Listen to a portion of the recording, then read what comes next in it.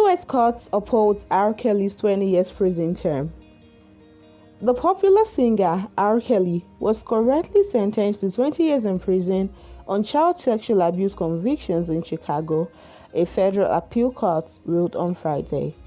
Jurors in 2022 convicted the Grammy Award-winning R&B singer born Robert Sylvester Kelly on 3 charges of producing child sexual abuse images and 3 charges of enticement of minors for sex.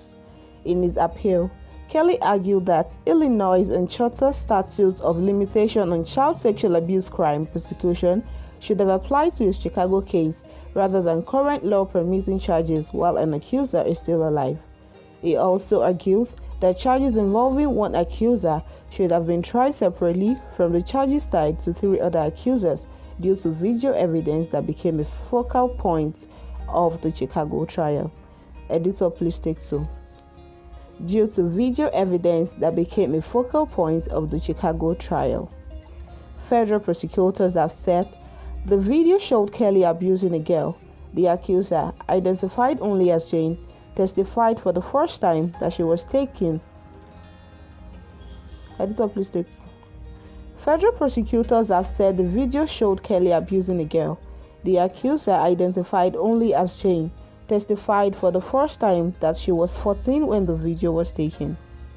The 3-judge panel from the Chicago-based 7th U.S. Circuit Court of Appeals in Friday ruling noted that jurors acquitted Kelly on 7 of the 13 counts against him, even after viewing those abhorrent tapes.